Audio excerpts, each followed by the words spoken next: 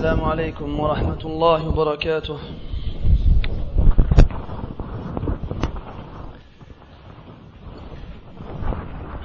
الحمد لله غفار الذنوب وستار العيوب وكشاف الكروب وعلام الغيوب. الحمد لله الذي يمحو الزلل ويصفح ويغفر الخطايا ويسمح. نحمده ما أمسى النهار وما أصبح، واشهد أن لا إله إلا الله وحده لا شريك له، خلق فسوى وقدر فهدى وأخرج المرعى فجعله غثاء أحوى. واشهد أن محمدًا عبده ورسوله وصفيه من خلقه وخليله، أدى الأمانة وبلغ الرسالة ونصح للأمة فكشف الله به الغمة.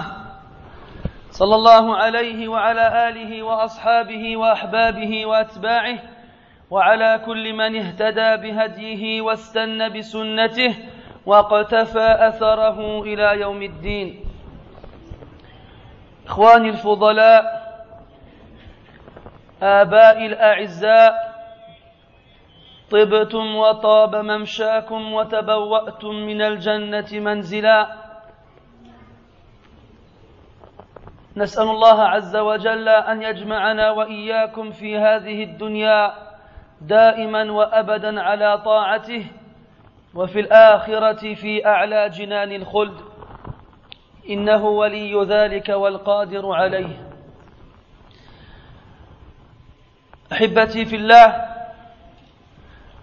يا أيها المذنبون وكلنا كذلك، ويا أيها العاصون وكلنا من أولئك. روى ابن حبان وغيره من حديث أنس بن مالك رضي الله عنه أن النبي صلى الله عليه وسلم قال: كل بني آدم خطاء وخير الخطائين التوابون، فما منا من أحد إلا وهو يقع في الذنوب والمعاصي. ما منا من أحد إلا وتمر عليه الساعة وهو ينسى أن الله عز وجل يراقبه ويراه ويسمعه، وهذا من طبيعة الإنسان. وقد قال ربنا جل وعلا: وخلق الإنسان ضعيفا. والنفس الأمارة بالسوء تميل إلى الشهوات وتبتعد ما تكرهه. وقد جاء في صحيح مسلم من حديث أنس رضي الله عنه أن النبي صلى الله عليه وسلم قال: حفت الجنة بالمكاره وحفت النار بالشهوات. فالناس اتباعا لطبائعهم التي خلقوا عليها وجبلوا عليها يميلون إلى الشهوات، وبالتالي يقتربون من النار وهم لا يشعرون. والناس بطبائعهم التي جبلوا عليها يبتعدون عن كل ما يكرهونه، وبالتالي يبتعدون عن الجنة وهم لا يشعرون، إلا من رحمه أرحم الراحمين، جعلني الله وإياكم منهم. فبعد أن تقرر ذلك عندنا أن الناس كلهم يعصون الله عز وجل، ونحن لا نتكلم عن الكفار الذين أعرضوا عن الله وإنما نخصص بخطابنا هذا المسلمين والمؤمنين، فهذا العموم الذي أشير إليه في الحديث السابق الذكر يدخل فيه المسلمون والكافرون. وأما الكافر فلا تعبأ به، فإنه لا ذنب بعد الكفر، وإنما نخاطب بحديثنا هذا إخواننا المسلمين ليعلموا أن المذنبين افترقوا إلى فرقتين: المذنبون من المسلمين، فرقة من الناس إذا وقعوا في المعصية تذكروا عظمة الله تبارك وتعالى وعقابه الأليم وعذابه الشديد، فيتوبون ويؤوبون وإلى ربهم يرجعون نادمون قلقون خاجلون من شؤم الذنب الذي وقعوا فيه.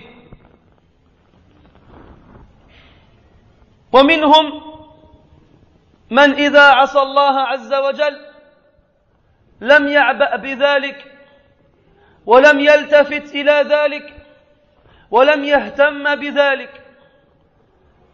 ولقد روى البخاري من كلام ابن مسعود رضي الله عنه أنه قال: إن المؤمن يرى ذنوبه كأنه في أصل جبل يخاف أن يقع عليه، وإن الفاجر يرى ذنوبه كذباب وقع على أنفه فقال بيده هكذا فطار. المؤمن يرى ذنوبه كأنها جبل فوق رأسه يوشك هذا الجبل أن يقع عليه، والفاجر يرى ذنوبه كأنها ذبابة تطير فوقعت على أنفه فرفع يده هكذا فطارت تلك الذباب. ففي أي الفرقتين أنت يا عبد الله؟ فسيكون حديثنا الأمسية إن شاء الله عن ذلك، عن أولئك القوم الذين يحقرون ذنوبهم ولا يعبؤون بها ولا يهتمون بها ولا يلتفتون إليها. أناس ينتهكوا حرمات الله ويتجاوزون حدود الله ويرتكبون معاصي الله ولا هم لأحدهم في أن يؤوب ويتوب. فأعرني قلبك قبل سمعك يا عبد الله لعلك تنجو بإذن الله. Mes très chers frères, ô vous les pécheurs, et nous sommes tous ainsi, ô vous les désobéissants, et nous faisons tous partie de cela. Sachez que le prophète sallallahu alayhi wa sallam nous a informé que tous les fils d'Adam sont des fauteurs. Ils commettent des fautes. Et le mot en arabe khatta est sur l'échelle fa'al. Donc les adjectifs en arabe y répondent à des échelles différentes. Chaque échelle indique une nuance supplémentaire en plus du sens de base du mot. Donc al-khati, c'est celui qui commet une erreur. Wal-khatta, c'est celui qui fait beaucoup de fois des erreurs et qui en fait beaucoup. Donc là, on a la multitude dans l'acteur et dans l'acte. Comme lorsqu'on dit en parlant d'Allah Azza wa Jal, Al-Ghaffar, yani Allah il pardonne beaucoup dans l'action et il pardonne beaucoup de péchés dans ce qui subit l'action. Donc tous les fils d'Adam font beaucoup de fautes. Et ça, c'est une généralité absolue qui englobe autant les musulmans que les autres. Mais les meilleurs de ceux qui commettent des erreurs, qui font des fautes, sont ceux qui se repentent. Donc en citant ce hadith, c'est pour faire allusion au fait que tous les êtres humains font des erreurs. Mais nous aujourd'hui, on ne va pas parler de tous les êtres humains. Le mécréant qui s'est détourné d'Allah Azza wa Jal, il a commis le pire des péchés. Il n'y a pas de péché après la mécréance. Qu'est-ce qui est plus grand que la mécréance? Donc ceux-là, on n'en parle pas. Là, on s'adresse entre croyants. On discute entre musulmans. Et l'être humain, dans sa nature, il est faible. Dans le Coran, Allah Ta'ala dit wa khuliqal insanu dha'ifa. Et l'être humain a été créé faible. C'est une réalité absolue. Et l'être humain, dans sa nature, dans la nature de son âme, il est attiré par les passions et les désirs. Tout ce qui attire l'âme, ce sont les choses dans lesquelles elle pourra s'adonner pleinement. Les désirs, les plaisirs, les passions. Et le prophète alayhi salatu wassalam nous informe dans un hadith que le paradis a été entouré des choses désapprouvées, des choses détestables, et que l'enfer a été entouré des désirs, des plaisirs. Donc comme on a dit que la nature humaine est de pencher vers les plaisirs et les désirs et les passions, il en est de même au niveau de la nature humaine de s'éloigner de tout ce que l'âme déteste. Tout ce que l'âme déteste, elle s'en éloigne. Dans le Coran, Allah Ta'ala décrit l'âme comme étant ordonnatrice du mal. Ton âme, elle t'ordonne de faire le mal. Si tu ne l'adoptes pas, c'est elle qui te guide vers ce vers quoi elle penche. Alors si tu la laisses te guider, irrémédiablement, tu t'approcheras de l'enfer et tu t'éloigneras du paradis. Tu t'éloigneras du paradis.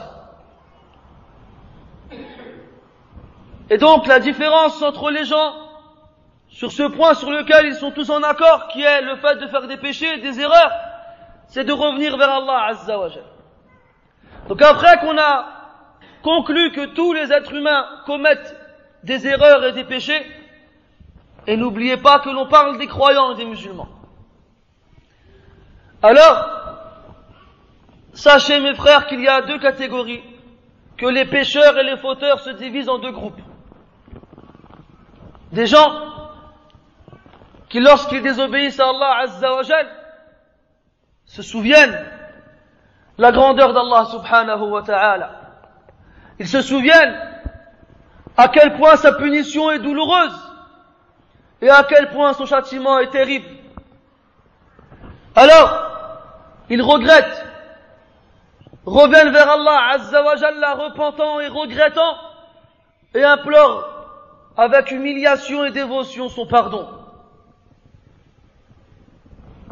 Et cela, on reviendra à eux vers la fin du cours, Inch'Allah.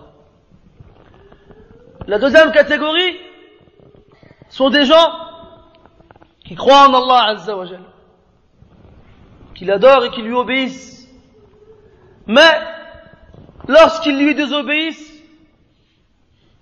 ils oublient Ils ne prêtent pas attention aux péchés qu'ils ont commis et ne s'intéressent pas à celui qu'ils ont désobéi, à qui ils ont désobéi. Et ils ne se retournent même pas derrière eux. Ils ne reviennent pas vers Allah Azza wa Jal. Pour ces gens-là, le péché qu'ils ont commis n'a pas d'importance. Il n'a pas de poids. Il n'a pas de valeur. Et Ibn Mas'ud radiyallahu anhu nous dit, le croyant, il voit ses péchés comme s'il était au pied d'une montagne et il craint qu'elle lui tombe dessus. Alors que le pervers, le fajir, il voit ses péchés comme si c'était une mouche qui s'est posée sur son nez et il a bougé la main ainsi, alors la mouche s'est envolée. Donc, Yahri, le croyant sincère et repentant, lorsqu'il désobéit à Allah Azza wa Jal, pour lui, c'est une catastrophe. Pour lui, c'est une épreuve sans pareille. Et il craint de ce péché des conséquences lourdes, comme si une montagne s'apprêtait à s'écrouler sur lui. L'autre, pour lui, ces péchés sont tellement petits et légers qu'ils sont comme une mouche qui vole et qui se pose sur le bout de ton nez. Et en faisant ainsi de la main, la mouche est part. Alors le péché, pour lui, il est petit, pour lui, il est insignifiant, pour lui, il est léger, et en un claquement de doigts et en un clignement d'œil, il disparaît. Et c'est de cela qu'on veut parler aujourd'hui, Inch'Allah. Parce que, je ne sais pas pour vous, mais moi-même, et ma vision des gens qui m'entourent, me pousse à me mettre dans la deuxième catégorie. Alors, dans le but de me rappeler à moi-même ainsi qu'à mes frères qui pourraient être touchés par le même problème, on va insister sur ces gens-là. Ces gens-là qui dénigrent et qui ne donnent pas d'importance aux péchés qu'ils commettent. Alors mes frères, si vous vous reconnaissez dans ce que je viens de vous dire, prêtez-moi votre cœur avant votre oreille. Peut-être qu'Inch'Allah, on sera sauvé de ce problème par notre écoute de ces paroles. إخواني، تحقير الذنوب معناه تصغيرها وتهوينها واسترسالها. تقع في الذنب والمعصية ولسان حالك يقول لا ضير، هذا هين، هذا خفيف، هذا سهل. ولسان مقال بعضهم يقول لا ضير، الله غفور رحيم، الله غفور حليم. ثم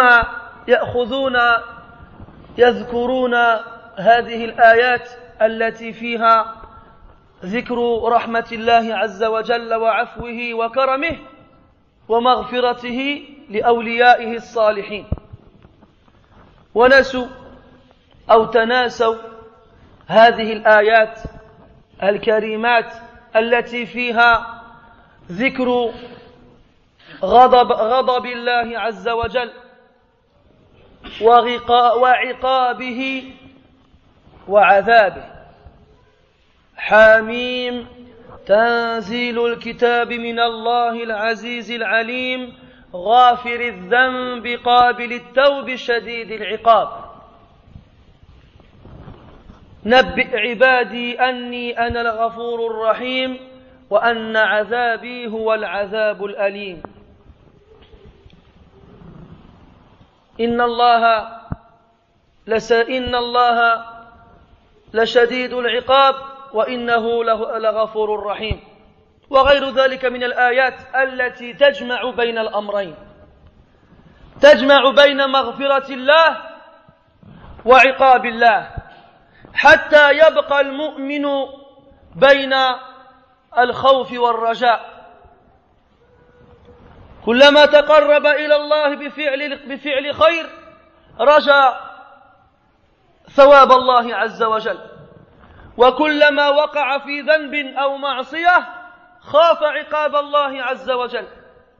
فالخوف والرجاء للمؤمن كالجناحين للطائر، الخوف والرجاء للمؤمن كالجناحين للطائر، إذا انكسر أحد الجناحين سقط الطائر وعجز على الطيران. هكذا المؤمن يعيش بين هذين الأمرين. ثم اعلموا أن النبي صلى الله عليه وسلم في غير ما موضع من السنة الصحيحة المطهرة ذكر وحذر أمته من تحقير الذنوب، وحتى تفهم أمته عظمة هذا الأمر قارب ذلك بتشبيه بليغ. فالنبي صلى الله عليه وسلم كما عرفه العلماء أعلم الناس بالحق وأفصح الناس بالحق وأرحم الناس للخلق. أعلم الناس بالحق لأنه يبلغ عن الله تبارك وتعالى، وأفصح الناس بالحق لأنه أوتي جوامع الكلم، وأرحم الناس للخلق لأن الله تبارك وتعالى أرسله رحمة للعالمين. فقد روى أحمد وغيره من حديث سهل بن سعد الساعدي رضي الله عنه أن النبي صلى الله عليه وسلم قال: إياكم ومحقرات الذنوب فإنهن يجتمعن على الرجل حتى يهلكنه. ثم ضرب مثالا فقال صلى الله عليه وسلم: كرجل كان بأرض فلاة، يعني بصحراء، فحضر صنيع القوم، نزل منزلا في الصحراء وجد فيها أو فيه أناسا فضيفوه وصنعوا له طعاما. فحضر صنيع القوم فجعل الرجل يجيء بالعود بالخشب، فجعل الرجل يجيء بالعود والرجل يجيء بالعود والرجل يجيء بالعود، وهكذا حتى جمعوا من ذلك سوادا وأججوا نارا فأنضجوا ما فيها. والمقصود من هذا الحديث ومن هذا التشبيه أن الإنسان يقع في معصية لا يلتفت إليها، ثم يقع في معصية أخرى ترتكب فوق الأولى فلا يلتفت إليها أيضا، ثم يرتكب معصية ثالثة ورابعة وخامسة، فكانت في البداية معصية ثم أصبحت معاصي. كقوم صنعوا طعاما أرادوا أن ينضجوه فافترق القوم، كل واحد منهم يبحث عن عود، عصا صغير، فجاء هذا بعود والآخر بعود والآخر بعود حتى اجتمعت عيدان عديدة. فهذه العيدان كونت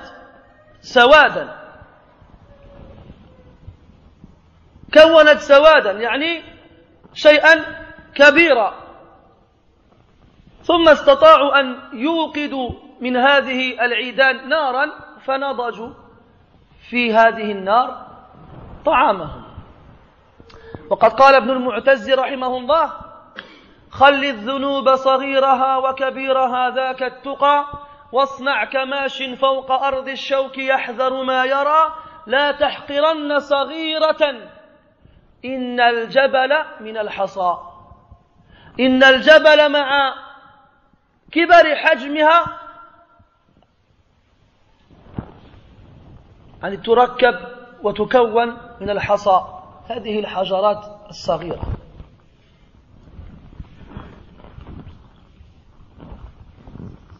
ثم إذا تأمل المسلم الذكي الفاطن في هذه الكلمات علم أن الذنب له قدر وسوف تسأل عنه يوم القيامة. وهذا مشار إليه في الحديث الثاني الذي رواه أحمد من حديث عائشة رضي الله عنها. قال النبي صلى الله عليه وسلم: يا عائشة، إياك ومحقرات الذنوب فإن لها من الله طالبا، يعني أن الله تبارك وتعالى يطلبك يوم القيامة: ما الذي دفعك إلى أن تعصيه؟ قال سبحانه: ونضع الموازين القسط ليوم القيامة فلا تظلم نفس شيئا وإن كان مثقال حبة من خردل أتينا بها وكفى بنا حاسبين. وقال جل وعلا: فمن يعمل مثقال ذرة خيرا يره ومن يعمل مثقال ذرة شرا يره. مثقال ذرة أو مثقال حبة من خردل من الخير أو الشر يوجد عندك يوم القيامة، وأنت تحاسب أمام الله عز وجل وتسأل عن هذه الأعمال التي وقعت فيها.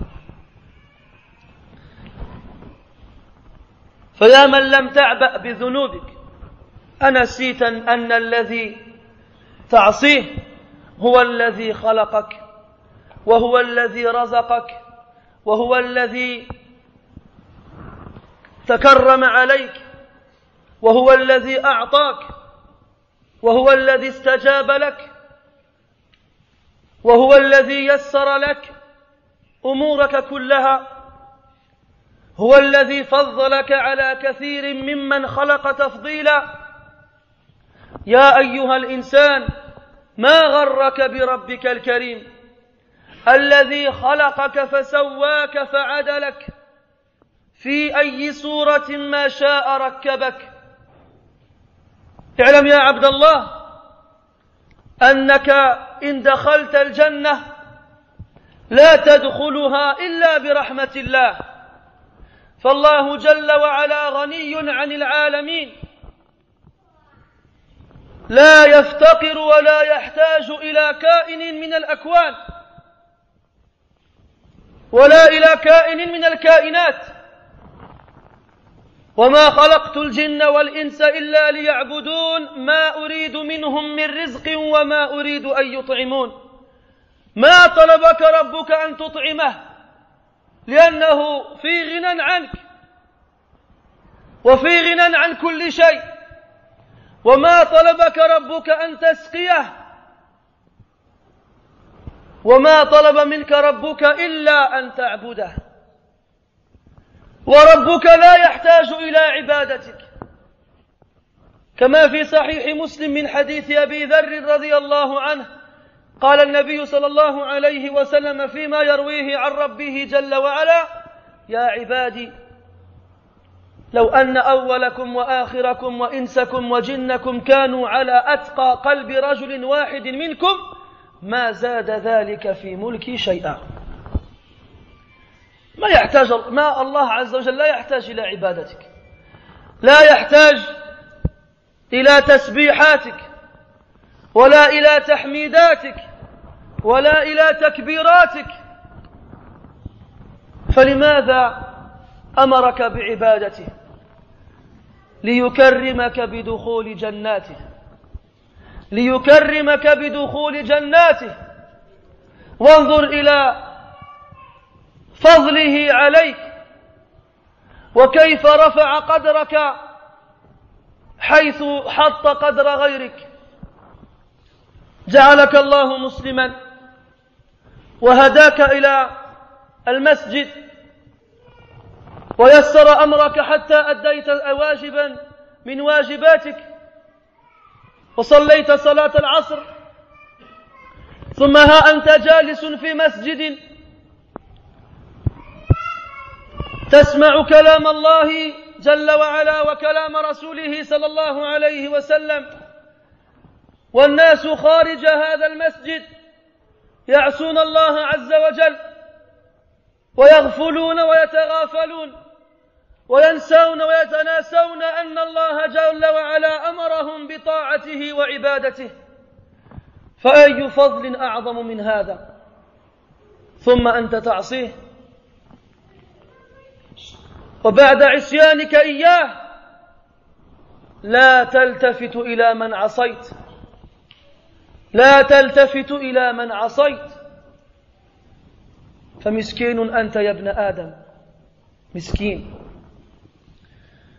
Mes frères, le prophète sallallahu alayhi wa sallam nous a expliqué d'une façon éloquente à quel point il était grave et dangereux de mépriser et de dénigrer les péchés que l'on commet. Et sachez mes frères que le prophète sallallahu alayhi wa sallam a été décrit par les grands savants de l'islam comme étant la créature qui connaît le plus la vérité et qui s'exprime le mieux par la vérité, du moins qui exprime le mieux la vérité. Et pardon, il est le plus miséricordieux des créatures, bien sûr, envers les créatures. Il est le plus savant des gens sur la vérité, car il ne fait que transmettre ce qu'Allah Azza wa Jalla lui a révélé. In huwa illa wahyu yuha. Ce n'est qu'une révélation qui lui est révélée. Ensuite, il est celui qui exprime le mieux la vérité. Yani, il est le plus éloquent. Il est celui qui choisit les meilleurs mots pour faire comprendre le meilleur sens.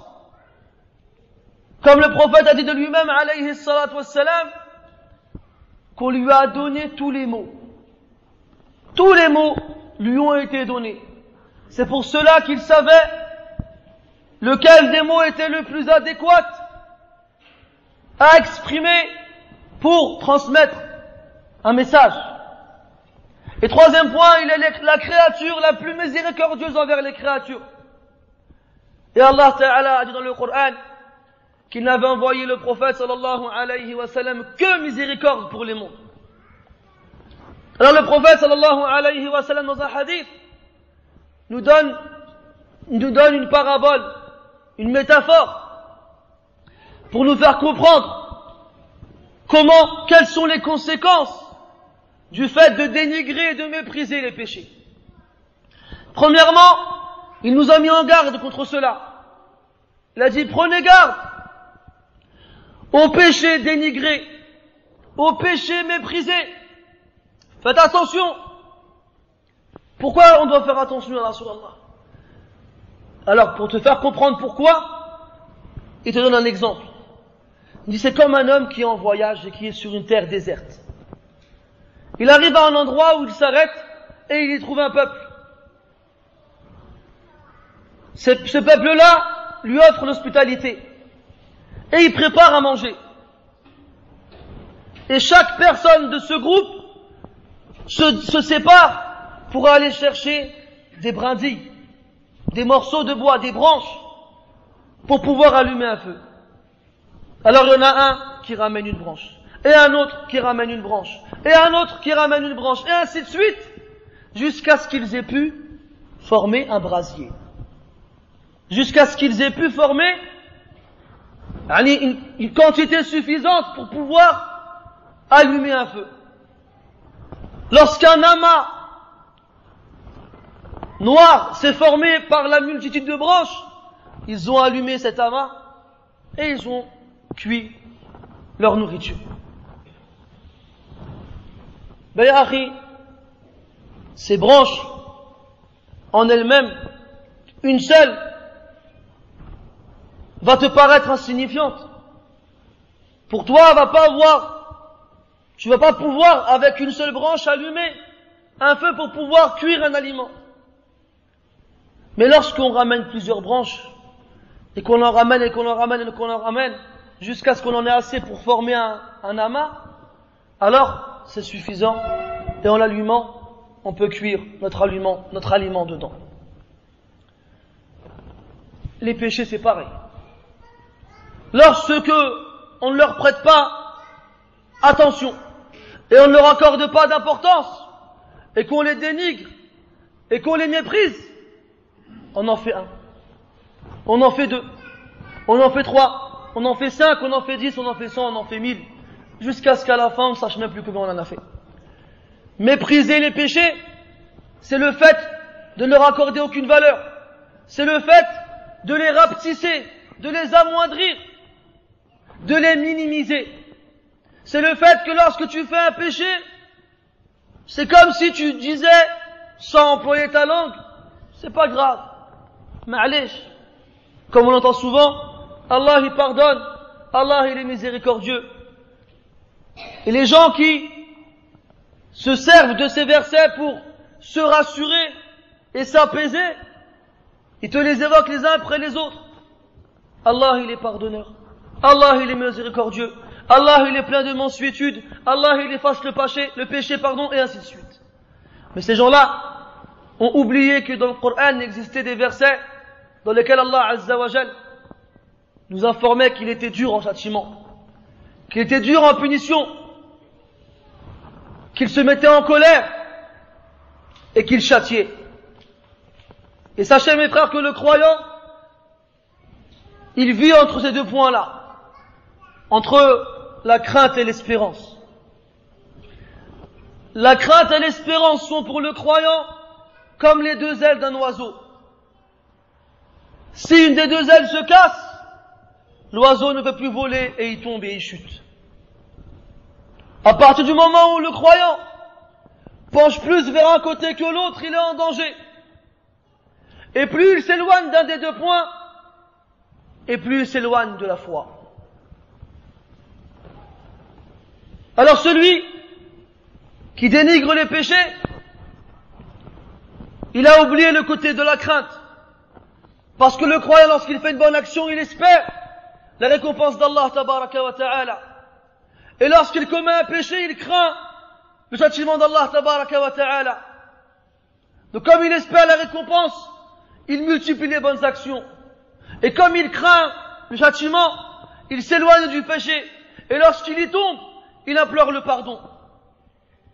Mais ces gens-là, lorsqu'ils font un péché, eux, ils n'ont pas en tête le châtiment d'Allah Azza wa Jal. Ils n'ont qu'en tête son pardon et sa miséricorde. Alors ils ne voient pas d'intérêt à implorer le pardon. Et ils ne voient pas d'intérêt à s'éloigner du péché. Et ils amassent les péchés jusqu'à ce que ça en fasse une montagne. Ibn al-Mu'taz, rahimahullah, il disait, délaisse tous les péchés, qu'ils soient petits ou qu'ils soient grands. C'est ça la piété. C'est ça la taqwa. Et agis comme une personne qui marche sur un chemin où se trouvent des épines et qui fait attention où il met les pieds pour ne pas être piqué. Et prends garde aux péchés dénigrés et méprisés. Ne méprise pas les péchés, car les montagnes sont formées de petites pierres. Les montagnes sont formées de cailloux. Lorsque tu vois une montagne au loin, tu vois une masse immense à l'horizon. Alors que si tu regardes, tu la trouveras formée à partir de petits cailloux. Donc toi, tu vis ici-bas, tu fais des petits péchés pour toi. Ce n'est pas grave. Allah il pardonne. Ma'alish. On est faible de toute façon. Ma'alish. De toute façon, Allah, il a écrit qu'on fera des péchés, alors on ne peut pas s'en sortir. Et ils se cherchent des excuses. Et ils oublient l'élément fondamental, qui est que lorsqu'on tombe dans le péché, on doit demander à Allah Ta'ala qu'il nous pardonne. Il y a une autre version du hadith, où le prophète sallallahu alayhi wa sallam dit à Aïcha radiyallahu anha et à travers elle tous les musulmans: Ô Aïcha, prends garde au péché dénigré, prends garde au péché méprisé, car certes, Allah Ta'ala demandera après elle le jour du jugement. Demandera après les péchés le jour du jugement. Le jour du jugement, mon frère, Allah Ta'ala t'interrogera sur toutes choses. فَوَرَبِّكَ لَنَسْأَلَنَّهُمْ أَجْمَعِينَ عَمَّا كَانُوا يَعْمَلُونَ. Par ton Seigneur, nous les interrogerons tous sur ce qu'ils ont commis comme action. Et Allah il dit dans le Coran: et nous poserons les balances de la justice le jour du jugement. Aucune âme ne sera lésée, ne sera opprimée. Et si l'action a le poids d'un grain de moutarde, nous la ramènerons. Et nous suffisons comme comptables. Et Allah dit dans le Coran: celui qui fait une action équivalente à un grain de maïs, de bien, il la verra ce jour-là. Et celui qui fait une action équivalente à un grain de maïs de mal, il la verra aussi ce jour-là. Tout ce que tu as fait ici-bas, tu le verras. Il y a des gens qui ont cru toute leur vie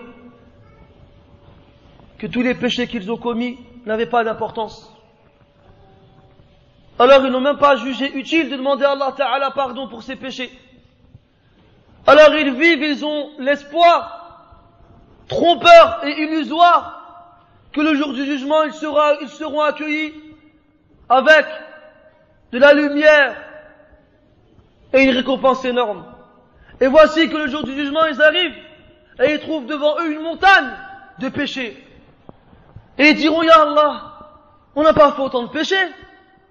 Et on leur répondra: ce sont tous les petits péchés que vous avez accumulés les uns après les autres, et voici ce que ça a donné. Et voici ce que ça a donné.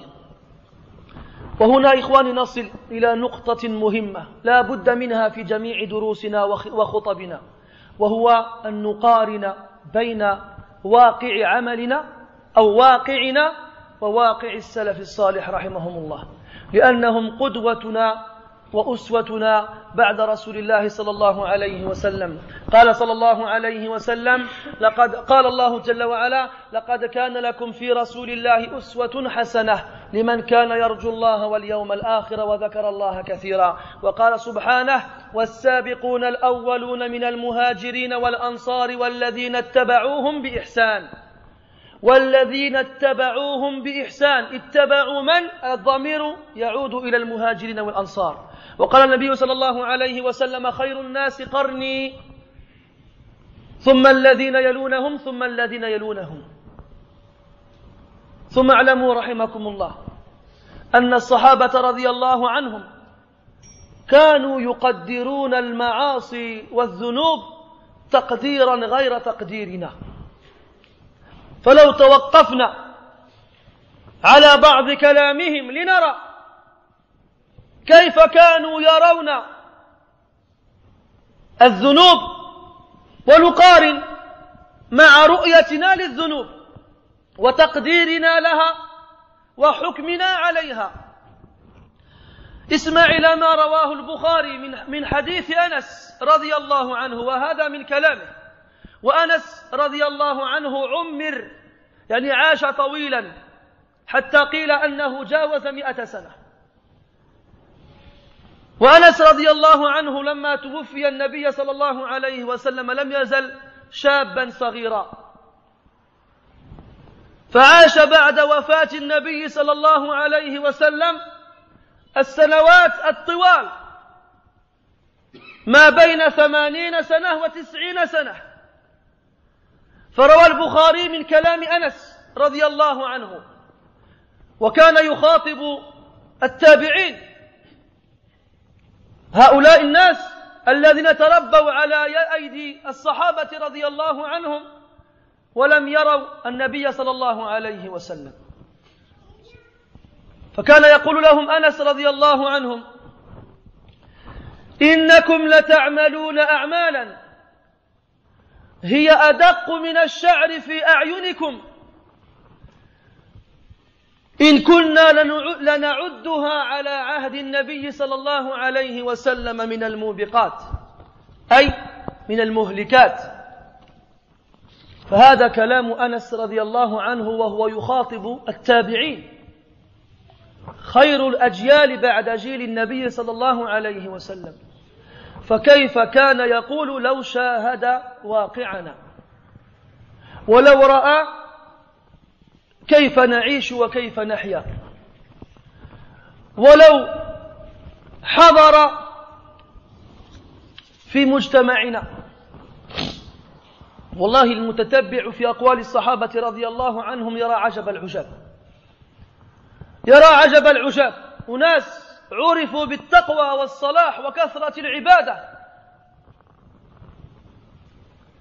تسمع منهم كلاما لولا حسن ظنك بهم لرميتهم بالكذب. تقول في قرارة نفسك أن هذا لا يمكن. اسمع على سبيل المثال ما قاله عبد الله بن مسعود رضي الله عنه عن نفسه. عبد الله بن مسعود رضي الله عنه من الصحابة الأعلام ومن المهاجرين ومن السابقين الأولين، ولقد زكاه النبي صلى الله عليه وسلم في غير ما موضع. قال: إنك لغلام معلم. وقال: إن ساقيه في الميزان يوم القيامة أثقل من جبل أحد. وقال: رضيت لأمتي ما رضي لها ابن أم عبد. وقال: من أراد أن يقرأ القرآن غضا طريا كما أنزل فليقرأ على عهد ابن أم عبد. تزكيات عديدة من النبي صلى الله عليه وسلم. مات النبي صلى الله عليه وسلم وجعل عبد الله بن مسعود رضي الله عنه ينشر السنة وينشر الإسلام ويدعو إلى الله ويربي ويعلم. فأخذ الناس يلتفون حوله ويتبعونه أينما ذهب. فذات يوم إذ به يمشي في الطريق والناس خلفه كثر يزدحمون. فقال رضي الله عنه: لو تعلمون ذنوبي لما وطئ عقبي اثنان. لو تعلمون ذنوبي لما وطئ عقبي اثنان، يعني ما مشى خلفي رجلان. لو تعلمون ذنوبي. فالرجل الذي ليس له باع طويل في فهم النصوص وليس له عقل حصيف في معرفة الصحابة يقول في نفسه: أي ذنب كان يعمله؟ لكن ما فهم المقصود. الذي يفهم هكذا ما فهم المقصود. وإنما الفهم الصحيح الذي ينبغي أن يكون في الأذهان هو أن الصحابة رضي الله عنهم ما كانوا يقدرون الذنوب والمعاصي كما نفعل. وهكذا دأب الصالحين قديما وحديثا. هكذا وقع لسفيان الثوري رحمه الله، وكان في مكة والناس حوله يلتفون فبكى. فقيل: وما يبكيك يا سفيان؟ فقال رحمه الله: أخشى أن تكون هذه الأمة قد ضاعت إذ احتاجت إلى مثلي. وقال القحطاني رحمه الله في نونياته بعد مدح الله وحمده واعترافه بفضله عليه سبحانه، قال: وزرعت لي بين القلوب مودة والعطف منك برحمة وحنان، ونشرت لي في العالمين محاسنا وسترت عن أبصارهم عصياني وجعلت ذكري في البرية شائعا حتى جعلت جميعهم إخواني والله لو علموا قبيح سريرتي لأبى السلام علي من يلقاني ولأعرضوا عني وملوا صحبتي ولبؤت بعد كرامة بهواني لكن سترت معايبي ومثالبي وحلمت عن سقطي وعن طغياني. هذا كلام عالم من الأعلام، حبر نحرير فذ، رجل ألف قصيدة تقرأ إلى يومنا هذا، رجل علم بالعلم والفقه والحديث والتفسير، علم بالفضل والإحسان والصلاح والتقى، يقول عن نفسه لو علموا قبيح سريرتي، لو علموا قبيح سريرتي وشنيع صنيعتي لأبى السلام علي من يلقاني كلما لقيت أحدا في الطريق وهممت أن أسلم عليه أعرض عني وابتعد عني ولا أعرضوا عني وملوا صحبتي ولبؤت بعد كرامة بهواني. ثم يذكر السبب الذي لأجله وجد الناس ما يمدحون به غيرهم. أتظن يا عبد الله أن الناس يمدحونك لأنك رجل طيب، رجل صالح، رجل ذكي، رجل تقي، رجل نقي؟ لا، والله ما مدحوك إلا لأن الله تبارك وتعالى سترك، والله ما مدحوك إلا لأن الله جل وعلا سترك وأخفى عليهم ما علمه فيك، أخفى عليهم ما هو جلي في علمه وبصره وإحاطته جل وعلا. Mes frères,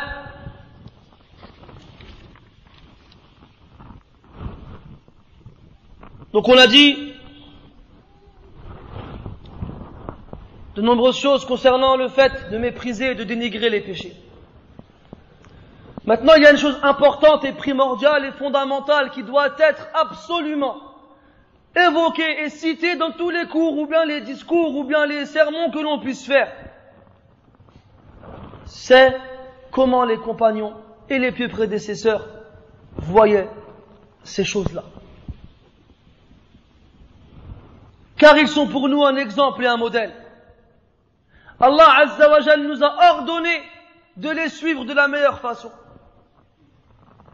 Il a dit dans le Coran وَالسَّابِقُونَ الْأَوَّلُونَ, et les premiers à avoir devancé dans l'islam parmi ceux qui ont émigré, les Mécois et les auxiliaires, les Médinois, ainsi que ceux qui les ont suivis de la meilleure façon, ceux qui sont venus après eux, qui ont suivi les compagnons radiyallahu anhum de la meilleure façon. Quelle est leur récompense? Quelle est leur finalité? Radiyallahu anhum wa radu anhu. Allah est satisfait d'eux et ils sont satisfaits de lui.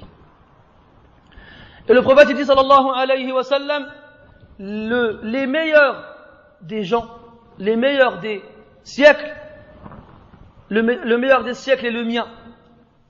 Ou bien les meilleurs des gens sont ceux qui ont vécu dans mon siècle, les compagnons radiyallahu anhum. Ensuite ceux qui suivent dans la génération d'après, le siècle d'après, ensuite ceux qui suivent dans la troisième génération.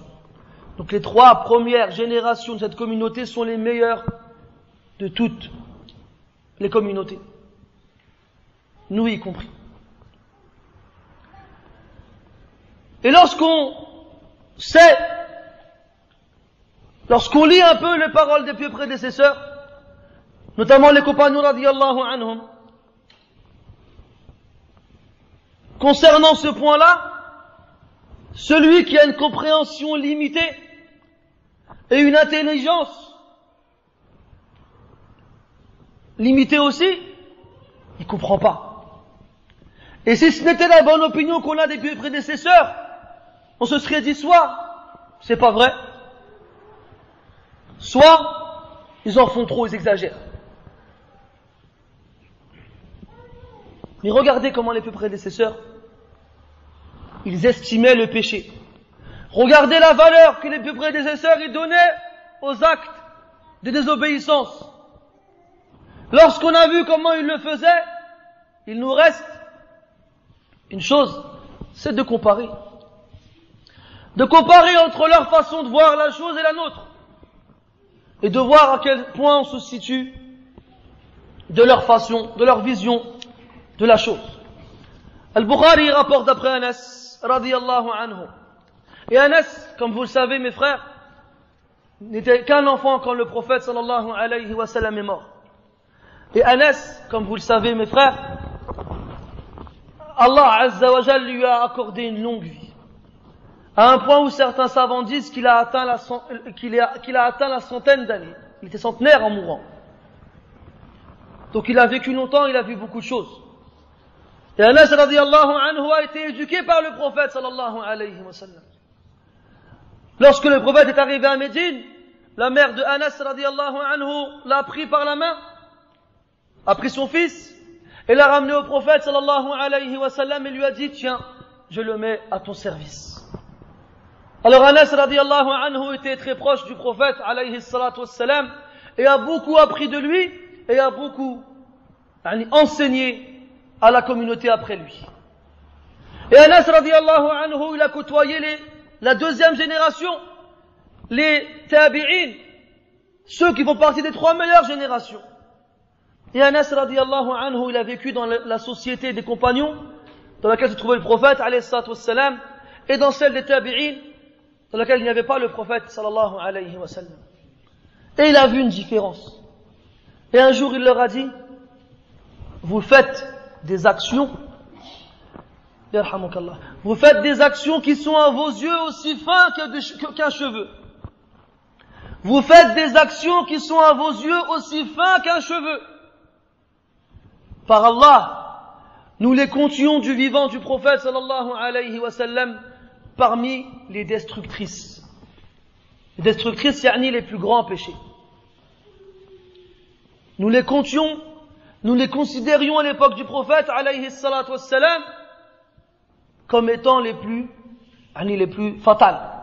Et pour vous, elles sont aussi fins qu'un cheveu. Qu'est-ce qu'il aurait dit s'il avait vécu à notre époque? Qu'est-ce qu'il aurait dit s'il avait vu comment nous on considère les péchés? Qu'est-ce qu'il aurait dit s'il avait vécu dans cette société? Il aurait dit quoi? Et comme je vous disais tout à l'heure mes frères, wallahi, quand on lit les paroles des salafs, quand ils parlent d'eux-mêmes, quand ils parlent de leurs péchés, on dit subhanallah, c'est ajib. Pourtant ces gens-là ils sont connus par la piété, ils sont connus par l'adoration, ils sont connus par la science, ils sont connus par la crainte. Ils ne sont connus que par le bien. Et quand ils parlent de leurs péchés, on dirait que ce sont les pires des criminels. Regarde par exemple, Abdullah ibn Mas'ud radiyallahu anhu, qu'est-ce qu'il dit? Abdullah ibn Mas'ud radiyallahu anhu fait partie des premiers musulmans à être rentrés dans l'islam. Et lui aussi n'était encore qu'un jeune homme, un jeune garçon. Et le prophète sallallahu alayhi wa sallam a fait ses éloges à de nombreuses reprises.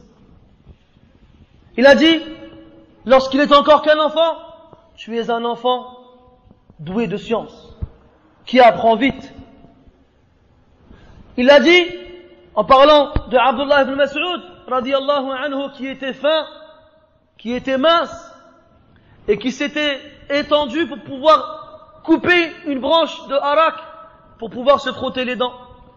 Alors les sahaba radiyallahu anhum, lorsqu'ils l'ont vu tendu ainsi, ils ont vu ses mollets qui étaient très fins. Alors ils ont ri de lui. Le prophète alayhi salatu wassalam, il a dit, pourquoi riez-vous? Ils ont répondu, nous rions de la finesse de ses mollets. Alors le prophète alayhi salatu wassalam, il a dit, par Allah, ces mollets qui sont fins, ainsi, seront plus lourds que la montagne de Uhud dans la balance le jour du jugement. Et une autre fois, le prophète, il a dit en parlant d'Abdullah ibn Mas'ud radiyallahu anhu, j'agrée pour ma communauté ce que Abdullah ibn Mas'ud agrée pour elle. Et Abdullah ibn Mas'ud, on l'appelait aussi Ibn Ummi Abd, parce que sa mère se faisait appeler Ummu Abd. Et aussi le prophète, il a dit alayhi salatu wassalam, celui qui veut lire le Coran clairement et distinctement tel qu'il a été révélé, qu'il le lise comme le lit Abdullah ibn Mas'ud. Et les textes qui font référence au mérite de Abdullah ibn Mas'ud et à ses qualités, ils sont très nombreux. Et celui qui a un peu de culture concernant cela, il le sait clairement. Et pourtant, Abdullah ibn Mas'ud radiyallahu anhu, un jour qu'il marchait dans la rue, il voit les gens s'agglutiner derrière lui. Il se pousse, il se serre, et il marche derrière lui. Et lui, il se retourne et il les voit, et il leur dit, si vous connaissiez mes péchés, il n'y aurait pas eu deux hommes qui auraient marché derrière moi. Si vous connaissiez mes péchés, il n'y aurait pas eu deux hommes qui auraient marché derrière moi. Abdullah ibn Mas'ud dit une parole telle que celle-ci. Dans une autre version de cette même parole, il a dit que si les péchés avaient des odeurs, personne ne se serait assis près de moi. Abdullah ibn Mas'ud radiyallahu anhu. Sufyan al-Thawri rahimahullah, après, qui a lui aussi laissé sa trace dans l'histoire de l'islam, sa trace dans la piété, dans la sincérité, dans la science, dans l'adoration.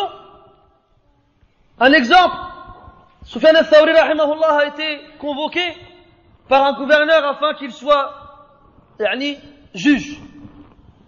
Ils ont dit, viens, toi tu es quelqu'un de science, tu vas être juge. Et les salafs, ils ne voulaient pas être juges. Ils avaient peur de cette fonction.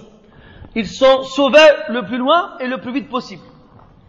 Et c'est ce qu'il a fait. Il a dit, moi je veux pas. Le Amir lui a dit, tu vas le faire quand même. Il a refusé et il s'est sauvé. Il s'est sauvé jusqu'à ce qu'il soit arrivé dans une ville lointaine. Il a fait connaissance avec un homme qui avait une palmeraie, un champ dans lequel poussent des palmiers. Et alors Sufyan a demandé à cet homme-là ce qu'il voulait bien l'embaucher pour qu'il puisse travailler et donc gagner sa vie. L'homme il a accepté, sans savoir qu'il s'agissait de Sufyan al-Thawri. Un an plus tard, un an après, jour pour jour, Sufyan al-Thawri, il monte tout en haut du palmier et il cueille les dattes et il redescend, il les ramène au propriétaire. Un an plus tard, le propriétaire il dit à Sufyan un jour, alors, comment tu trouves mes dattes? Sufyan il répond, je sais pas, je les ai jamais goûtées. Alors, l'homme il lui dit, quoi? Ça fait un an que tu cueilles mes dattes, jour pour jour, t'en as jamais goûté une seule. Sufyan il fait, mais subhanallah, c'est pas les miennes. Je vais pas les goûter. Alors l'homme il le regarde comme ça, il fait, toi t'es Sufyan al-Thawri. Il l'a reconnu que par ce point-là. Et qu'est-ce qu'il a fait Sufyan? Il s'est sauvé. Encore une fois. Sufyan al-Thawri rahimahullah, qui passait ses nuits en prière à répéter le même verset et en pleurant. Sufyan al-Thawri rahimahullah, il avait un jeune garçon dans sa famille qui venait dormir des fois chez lui. Et il remarquait, en se réveillant la nuit, que Sufyan était toujours debout, face à la Qibla, en pleurant. Mais comme il était pris par la fatigue, il se rendormait. Alors un jour, il a dit, ce soir, je vais rester réveillé pour savoir quel verset lui fait pleurer autant. Alors il a faim de dormir, et Sufyan, rahimahullah, il se met en prière après l'Isha, il ouvre la prière, en faisant takbir, il lit le Fatiha, et il arrive au verset dans Surat al-Ahzab, où Allah Ta'ala dit, ليسأل الصادقين عن صدقهم ليسأل الصادقين عن صدقهم afin qu'Allah Azza wa Jal interroge les véridiques sur leur véracité. Alors Soufiane, il répète le verset une fois, deux fois, trois fois, et il pleure, et il pleure, et il pleure, et il passe la nuit entière à répéter le même verset et à pleurer. Et le jeune, il est en train de faire exprès de dormir, et il comprend pas qu'est-ce qui fait pleurer Soufiane dans ce verset. Alors quand Soufiane, rahimahullah, il finit la prière, le jeune, il fait, attends, faut que tu m'expliques. T'as passé la nuit à répéter le même verset, il a fait couler de tes yeux toutes les larmes de ton corps, moi, il m'a pas fait bouger un poil. Explique-moi. Alors Soufiane lui dit, rahimahullah, اجي يا بني إن كان الله سيسأل الصادقين عن صدقهم فما بال الكاذبين أمثالي. Il dit, يا بني, si Allah il va interroger les véridiques, les sincères sur leur véracité, sur leur sincérité, quel sera le cas alors des menteurs comme moi?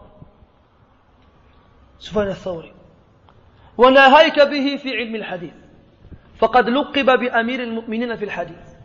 Quant à la science, on n'en parle même pas. On l'a surnommé le commandeur des croyants dans le hadith.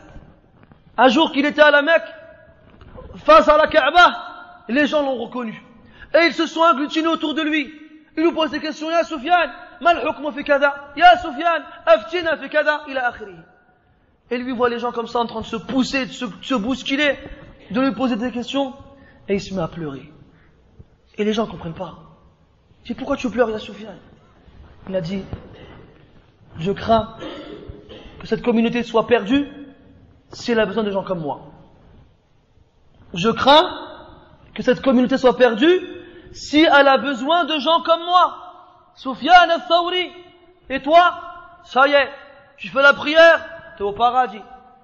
Tu fais nawafil, ça y est, t'es un salih. Tu mets le qamis, ça y est, t'es dans le firdaus. T'as fait quoi d'autre? À part ça que tout le monde fait. Trouve-moi un musulman sur terre qui fait la prière, qui fait pas ça, Allah yakhallik. Trouve-moi. Et quand tu veux des péchés, vas-y, c'est bon, allez. Oulala.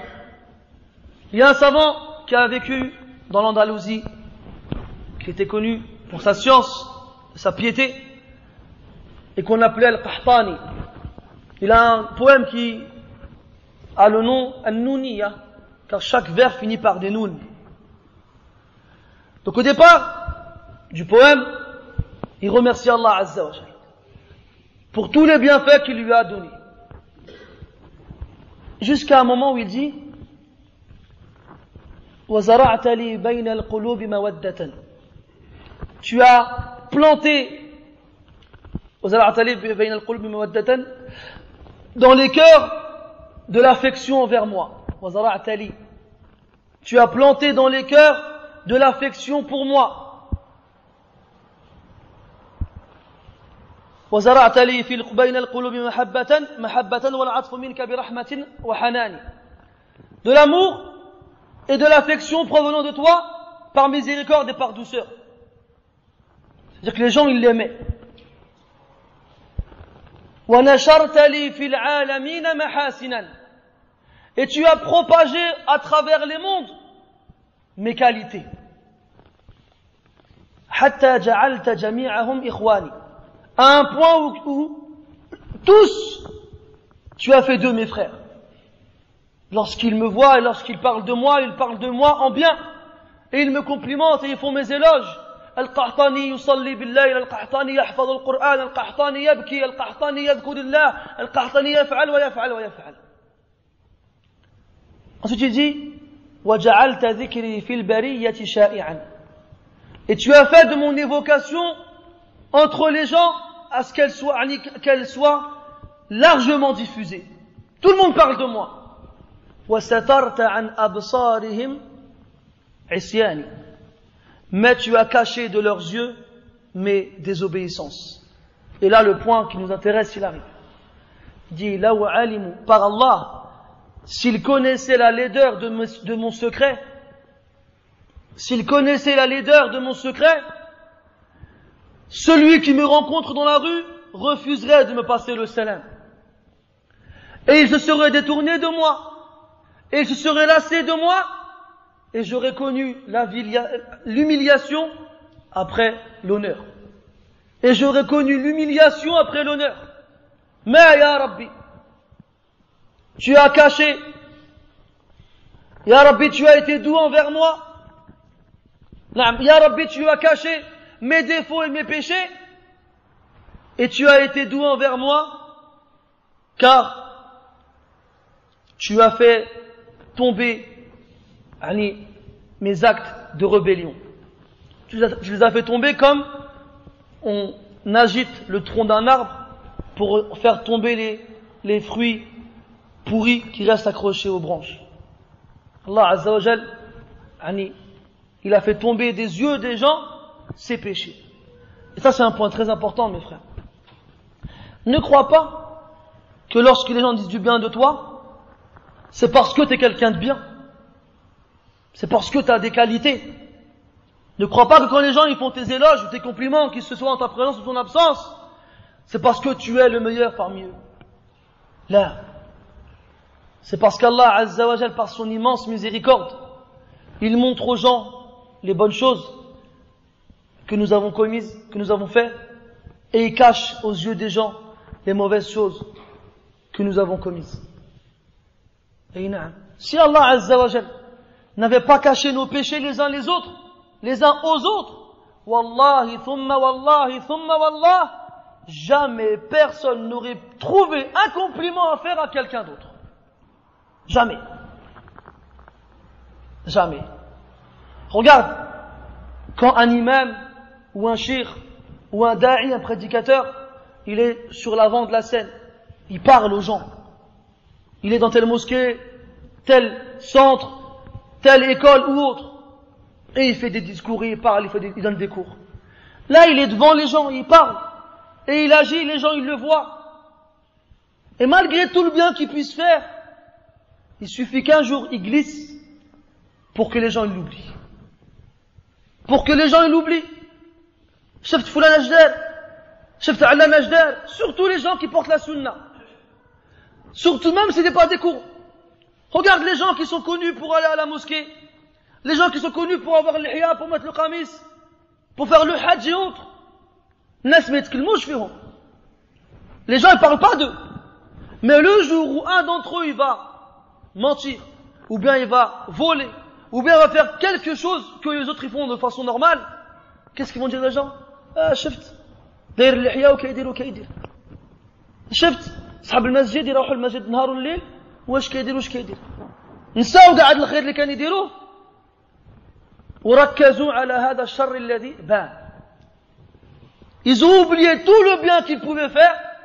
Il va à la mosquée. Parce que les gens, quand ils vont te voir toi, tu vas à la mosquée tous les jours, ils vont te voir toi, t'es soucieux de pratiquer la sunna au maximum. Ils vont pas voir ça, les gens. Quand ils vont se voir entre eux, ils vont pas dire, ah, Foulan, mashallah, il va à la mosquée tous les jours. Ah, Foulan, il a pris le Coran. Ah, Foulan, il fait du dhikr. Ah, Foulan, il donne sadaqat. Ils vont pas dire ça. Ça, ils veulent pas en parler. Mais le jour où ils vont te voir parler avec une femme, ou bien fumer une cigarette, ou bien voler, ou bien mentir, ou bien autre chose. Ah, les gens, ils vont dire, regarde Abdullah, regarde Foulan, l'autre là, tu le connais là? Regarde qu'est-ce qu'il a fait, il a fumé. Et ils vont parler de toi que pour ça, que sur ça. Tout le bien que tu puisses faire et qui est connu de ces gens-là, ils vont plus s'y retourner. Et ils vont parler que de ce mal qu'ils ont vu en toi. Et c'est ainsi. Alors dis-toi, ya akhi, que si les gens n'ont rien à dire de toi, c'est parce qu'Allah Azza wa Jal, il a caché les péchés que tu fais à leurs yeux. Ces choses-là qui leur sont invisibles, eh ben, sont claires et visibles et nettes pour Allah Azza wa Jal.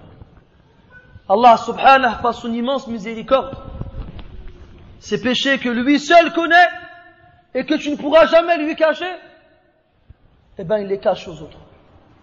Il les garde entre toi et lui. Il les garde entre toi et lui.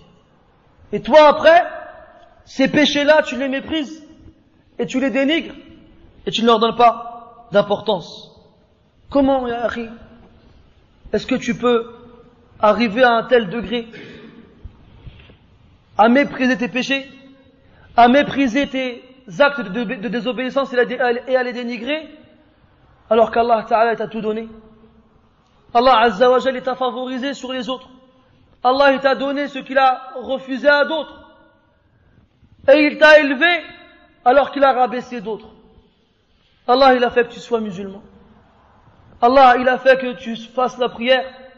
Allah il a fait que tu sois à la mosquée à écouter des paroles Inch'Allah profitables qui vont te permettre bi'idhnillah à devenir meilleur. Alors que la plupart des gens à l'extérieur de cette mosquée ils sont en train de désobéir à Allah. Alors que la plupart des gens ils oublient ou bien ils font mine d'oublier pourquoi Allah il les a créés. Regarde, tu as tes deux yeux, tu vois, tes deux oreilles, tu entends, tes jambes, tu marches, tes mains, tu peux attraper, tu es raisonnable et intelligent, tu comprends et réfléchis, alors qu'il y en a d'autres qui sont aveugles, qui sont sourds, qui sont handicapés, que ce soit physiquement ou mentalement. Allah t'a favorisé sur de nombreuses créatures et tu le désobéis. Et pire que ça ne te fait ni chaud ni froid. Pire que ça, tu te dis quoi? C'est pas grave. Et écoute cette parole de Al-Fudayl ibn Iyad rahimahullah. Wallah, une parole très très importante. Fais-en une règle sur laquelle tu marches. Il dit بقدر ما يصغر الذنب عندك يعظم عند الله وبقدر ما يعظم الذنب عندك يصغر عند الله. En fonction de la petitesse du péché chez toi, sache alors qu'il sera énorme auprès d'Allah. Et en fonction de la grandeur du péché chez toi, sache alors qu'il sera petit auprès d'Allah. Ça veut dire quoi? Ça veut dire que quand tu considères un péché comme étant petit, sans aucune valeur, insignifiant, ma'alesh, eh ben chez Allah il est grave. وَتَحْسَبُونَهُ هَيِّنًا وَهُوَ عِنْدَ اللَّهِ عَظِيمٌ. Pour vous, c'est pas grave, alors qu'auprès d'Allah Ta'ala, c'est énorme. C'est énorme. Et si pour toi le péché il est grandiose, il est immense, tu te dis Ya Rabbi, qu'est-ce que j'ai fait? Ya Rabbi, j'ai menti. Ya Rabbi, j'ai entendu ce qu'il fallait pas entendre. Ya Rabbi, j'ai vu ce qu'il fallait pas voir. Ya Rabbi, j'ai dit ce qu'il ne fallait pas dire. Ya Rabbi, j'ai fait ce qu'il ne fallait pas faire. Pour toi c'est quelque chose d'immense, de grave. Et bien plus pour toi tu considéreras cette action comme étant grave, et plus ça va te pousser à te repentir, et bien plus auprès d'Allah Azza wa Jal cette action elle sera petite. Et il la pardonnera. Il la pardonnera. Regarde, dans le Coran Allah Ta'ala il dit quoi? وَالَّذِينَ لَا يَدْعُونَ مَعَ اللَّهِ إِلَهًا آخَرَ وَلَا يَقْتُلُونَ النَّفْسَ الَّتِي حَرَّمَ اللَّهُ إِلَّا بِالْحَقِّ وَلَا يَزْنُونَ ومن يفعل ذلك يلقى أثاما يضاعف له العذاب يوم القيامة ويخلد فيه مهانا إلا من تاب وآمن وعمل عملا صالحا فأولئك يبدل الله سيئاتهم حسنات وكان الله غفورا رحيما. Quant à ceux qui n'invoquent pas avec Allah une autre divinité et qui ne tuent pas l'âme qu'Allah a interdit de tuer, sauf si elle le mérite, et qui ne fait pas la fornication. Mais ceux qui le font auront certes commis un grand péché, un énorme péché. Le châtiment leur sera multiplié le jour du jugement, et ils y resteront avilis et humiliés, sauf celui qui se repent, et qui croit, et qui fait des bonnes actions. Celui-là, il a fait le péché, hein. Mais il se repent à Allah d'un repentir sincère. Il s'est rendu compte de la gravité de son acte. Alors il s'est repenti. Il croit en Allah, en sa récompense et en son châtiment. Et surtout, il fait suivre les péchés par des bonnes actions. Quelle sera sa récompense à celui-ci? Allah, Jalla wa Ala, va changer ses péchés en bonnes actions. Allah Azza wa Jalla va changer ses péchés en bonnes actions. Ces péchés que tu as fait, Allah il va les transformer en hasanat. Et dans le Coran, Allah Ta'ala il dit وَالَّذِينَ إِذَا فَعَلُوا فَاحِشَةً أَوْ ظَلَمُوا أَنفُسَهُمْ ذَكَرُوا اللَّهَ فَاسْتَغْفَرُوا لِذُنُوبِهِمْ وَمَنْ يَغْفِرُ الذُّنُوبَ إِلَّا اللَّهُ وَلَمْ يُصِرُّوا عَلَى مَا فَعَلُوا وَهُمْ يَعْلَمُونَ أُولَئِكَ جَزَاؤُهُمْ مَغْفِرَةٌ مِّن رَّبِّهِمْ جنات تجري من تحتها الأنهار ونعم أجر خالدين فيها ونعم أجر العاملين. Écoute ce verset, subhanallah. Et réfléchis et médite. Allah il dit quant à ceux, il parle au départ des muttaqin, des pieux, de ceux qui craignent Allah Azza wa Jal. Et il les décrit avec des bonnes qualités. أعدت للمتقين الذين ينفقون في السراء والضراء والكاظمين الغيظ والعافين عن الناس والله يحب المحسنين. Allah il parle de leur qualité. Il dit que les pieux sont des gens qui dépensent leur argent dans l'aisance quand ils ont les moyens et dans la difficulté quand ils n'ont pas d'argent. Ils ont rien, ils donnent quand même. يؤثرون على أنفسهم ولو كان بهم خصاصة. Ils préfèrent sur eux-mêmes même s'ils sont dans une famine. Ils donnent de l'argent, de la nourriture. Ils dépensent dans l'aisance et la difficulté. Et ils retiennent leur colère. Lorsqu'ils sont touchés par la colère, ils la retiennent. Et patientent et pardonnent. C'est le troisième point. Et ils pardonnent aux gens. Et Allah aime les bienfaisants. Ça c'est des sifat, c'est des caractéristiques des muttaqin, des pieux. Qu'Allah il fasse que nous en fassions partie. Ensuite Allah il dit quoi? Il continue à la décrire. Il dit, et ce sont ceux qui, lorsqu'ils font une fahisha. La fahisha dans le Coran, ya akhi, c'est zina. La fahisha dans le Coran, c'est az-zina. C'est la fornication. Hein? Ou bien tout ce qui a un rapport avec la fornication. Et sache que quand le mot fahisha, il arrive dans le Coran, nakira, yani indéfini, il parle de la fornication en elle-même ou d'une chose qui s'y approche. Et lorsqu'Allah Ta'ala il parle de al-fahisha, avec le alif et le lam, hein, le al du ta'rif, la définition, la turpitude, alors il fait référence au pire degré de la turpitude qui est l'homosexualité. Wal'iyadhu billah. وَالَّذِينَ إِذَا فَعَلُوا فَاحِشَةً. Et ceux qui, lorsqu'ils ont fait une fahisha, yani une fornication, qu'elle soit minime ou grande, أَوْ ظَلَمُوا أَنفُسَهُمْ, ou se sont fait du tort à eux-mêmes. Donc là, Allah il nous fait comprendre quoi? Que les muttaqin, ce ne sont pas des anges. Ce sont les anges qui ne désobéissent pas à Allah Azza wa Jal. Ce sont les anges qui ne font pas de péché. Le muttaqi, il reste un être humain, et il reste, comme on a dit au début du dars, quelqu'un qui fait des fautes. Mais la différence entre le muttaqi et les autres, c'est que lorsqu'il fait une turpitude, ou qu'il se fait du tort à lui-même, il se rappelle Allah Azza wa Jal. Il se rappelle sa colère, il se rappelle sa punition, il se rappelle son châtiment. فَاسْتَغْفَرُوا لِذُنُوبِهِمْ. Alors ils implorent le pardon d'Allah pour leurs péchés. وَمَنْ يَغْفِرُ الذُّنُوبَ إِلَّا اللَّهِ. Et qui d'autre qu'Allah pardonne les péchés? Et ils ne récidivent pas dans ce qu'ils ont fait comme action, alors qu'ils savent très bien. Quelle est leur récompense à cela? Pour cela, des paradis. Pour cela, le pardon de leur Seigneur et des paradis sous lesquels coulent des ruisseaux, où ils y demeureront éternellement. Et quelle meilleure récompense pour ceux qui œuvrent.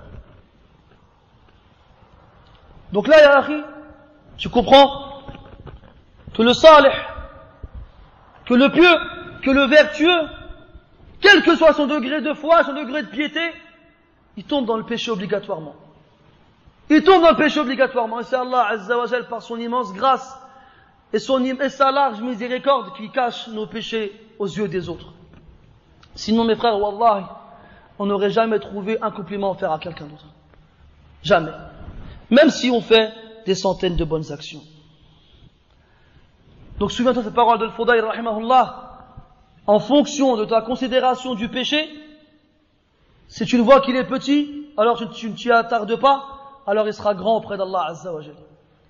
Et si tu vois qu'il est grand, et ça te pousse à devenir meilleur et à te repentir et à implorer le pardon, alors auprès d'Allah Ta'ala, il n'aura pas d'importance. Il sera petit, il n'aura pas de valeur. كما في حديث عدي بن حاتم رضي الله عنه في صحيح مسلم قال النبي صلى الله عليه وسلم يدنى المؤمن من ربه يوم القيامة حتى يضع عليه كنفه والكنف لغة الستر فيقول الله عز وجل فعلت كذا فيعرفه بفضله عليه ويقرره بذنوبه فيقول جل وعلا عملت كذا وكذا في يوم كذا وكذا فيقول العبد رب أعرف لا ينكر شيئا لأنه يعلم أن الله تبارك وتعالى علم كل شيء علم ما كان وما هو كائن وما سيكون وما لم يكن كيف كان لو كان يكون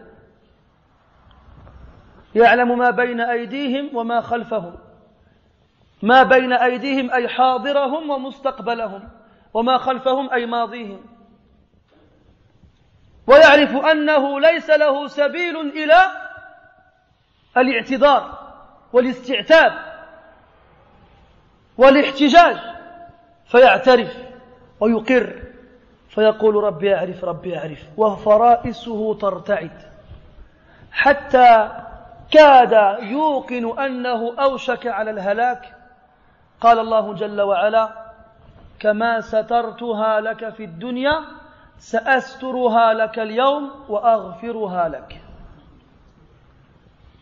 Écoute ce hadith magnifique où le prophète nous dit alayhi salatu wassalam que le jour du jugement on fera approcher le croyant d'Allah Azza wa Jal jusqu'à ce qu'il mette une protection, yani quelque chose qui les séparera du reste des autres, du reste des créatures du jour du jugement. Personne ne saura qu'est-ce qu'il y aura comme parole entre Allah et son serviteur.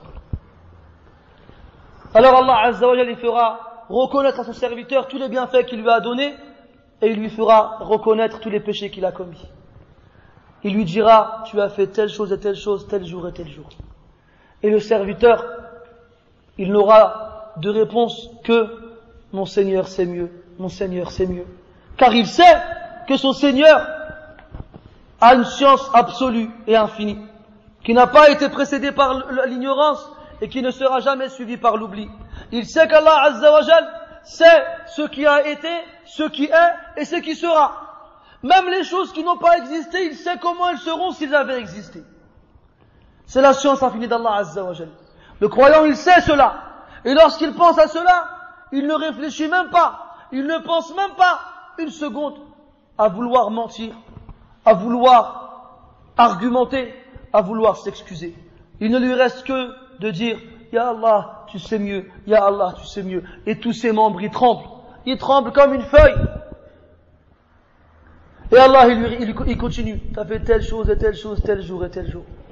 Le 21 mai 2010, à Chanteloup-les-Vignes, tu t'es assis là-bas et tu as fait ça, à 14h16. Et le 14 avril 2007, tu étais à Paris, à 23h16, et tu as fait ça. Et le 1er août, et ainsi de suite. Tout ce que tu as fait, Allah il va te le sortir. فَكَمْ مِنْ بَلِيَّةٍ قَدْ كُنْتَ أَخْفَيْتَهَا أظهرها الله لك وأبداها وكم من مصيبة قد كنت نسيتها ذكرك الله إياها. Combien de catastrophes tu avais tenté de cacher, ce jour-là Allah il va les dévoiler et les montrer. Et combien d'abominations tu avais oublié, ce jour-là Allah il va te les rappeler.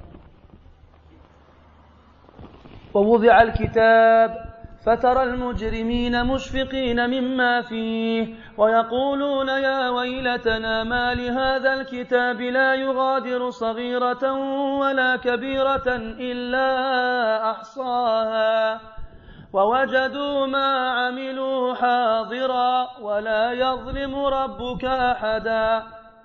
Le livre sera posé. Les criminels diront en voyant ce qui s'y trouve, malheur à nous. Qu'est-ce que ce livre? Il n'a oublié ni petite chose, ni grande chose, sans qu'elle n'y soit mentionnée. Et ils trouveront tout ce qu'ils ont commis présent devant eux. Et ton Seigneur ne fera de tort et d'injustice à personne. Le croyant sait tout ça. Alors il ne cherchera pas à mentir. Il ne cherchera pas à argumenter.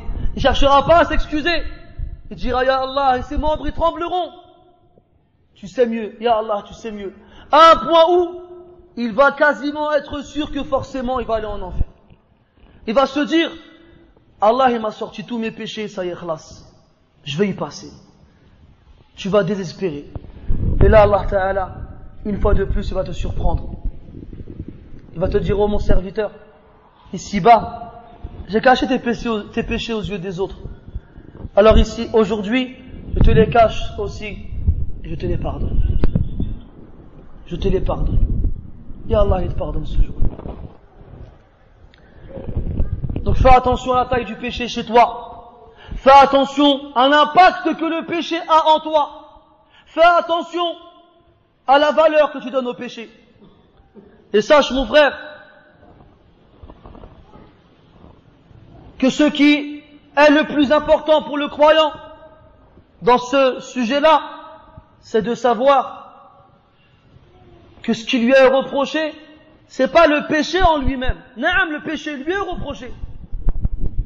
Mais ce qui lui est reproché, c'est de ne pas lui avoir donné l'importance et c'est de ne pas avoir imploré le pardon d'Allah Azza wa Jal.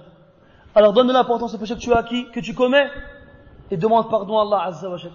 Écoute ce hadith qui est rapporté par At-Tirmidhi d'après Abu Hurayra radiyallahu anhu. Le prophète dit sallallahu alayhi wa sallam: Inna al-abda idha akhta'a khati'atan نكتت في قلبه نكتة سوداء أو نكتة سوداء فإن هو نزع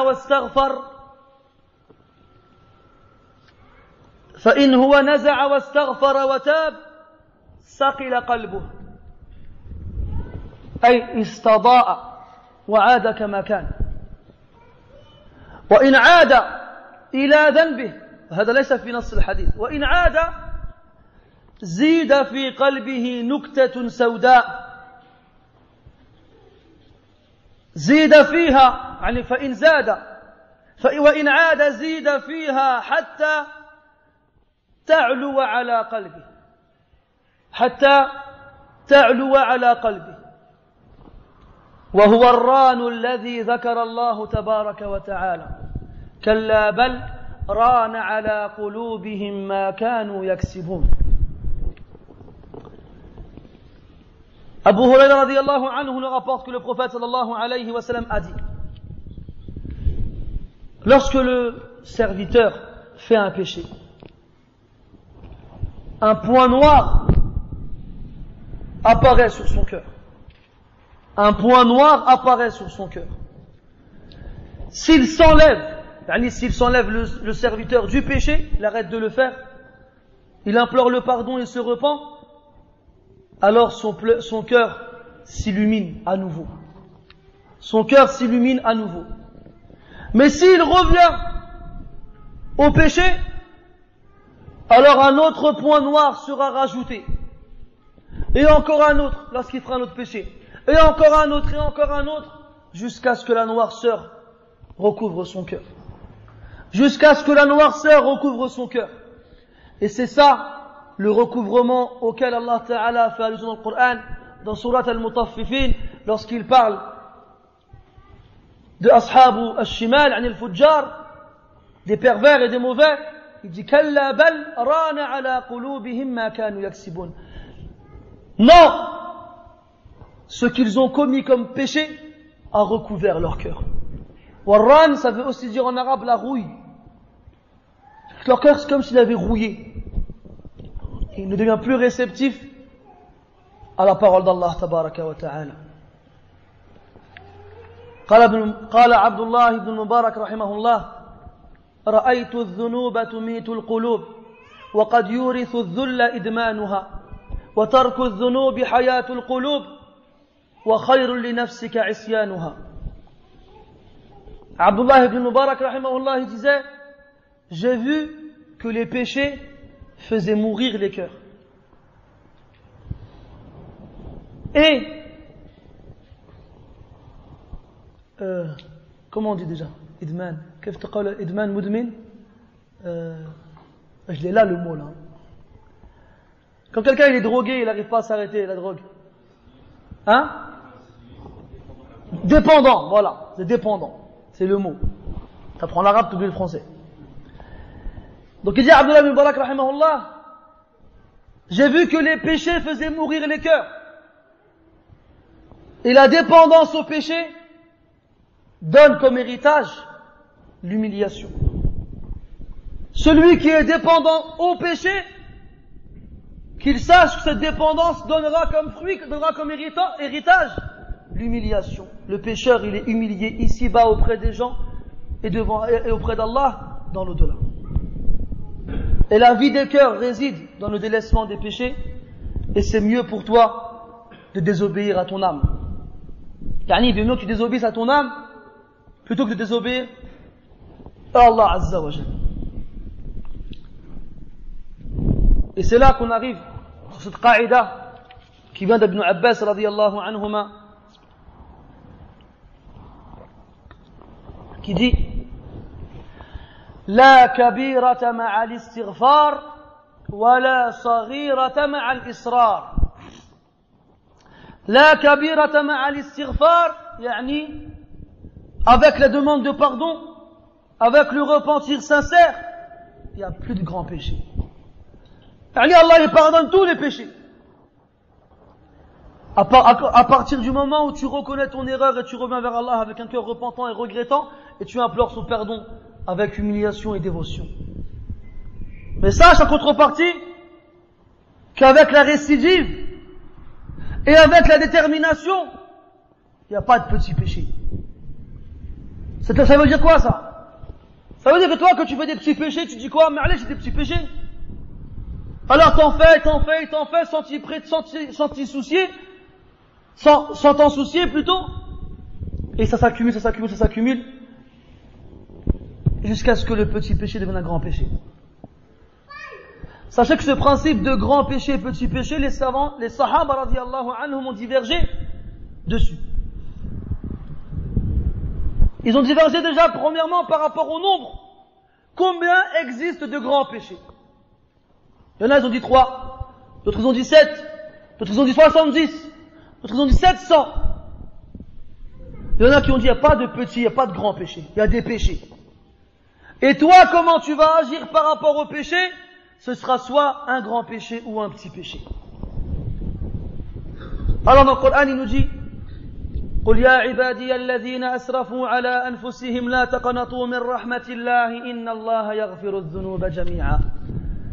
Dis, ya Muhammad, dis-leur, ô vous mes serviteurs, qui avez excédé dans le mal envers vous-même, qui avez excédé et dépassé les limites dans le péché.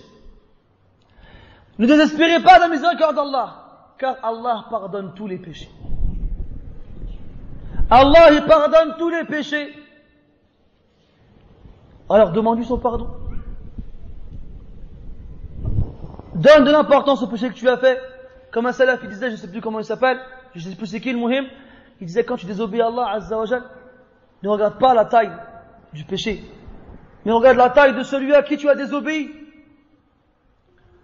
إذا عصيت الله فلا تنظر إلى قدر الذنب ولكن انظر إلى عظمة الرب جل وعلا. Et sache mon frère que lorsque tu sais que tu as été créé faible, lorsque tu sais qu'Allah il a mis en toi une âme qui t'appelle au mal, lorsque tu sais que l'être humain forcément il fera des péchés, lorsque tu sais que plus tu ne donnes pas d'importance au péché, plus il sera grave auprès d'Allah, alors tu réunis tout cela et tu vas comprendre ce hadith. Ce hadith que je vais vous dire tout de suite et que beaucoup de gens n'ont pas compris. Ce hadith qui est dans Sahih Muslim, rapporté par Abu Huraira radiyallahu anhu. Le prophète alayhi salatu wassalam nous rapporte cela d'après Allah Azza wa Jalla. C'est un hadith qudusi. قال ربنا جل وعلا أذنب عبد ذنبا فعلم أن له ربا يغفر الذنب ويأخذ بالذنب فقال أي ربي اغفر لي ذنبي فقال تبارك وتعالى عبدي أذنب ذنبا فعلم أن له ربا يغفر الذنب ويأخذ بالذنب ثم عاد الرجل هذا العبد إلى ذنب آخر فأذنب ذنبا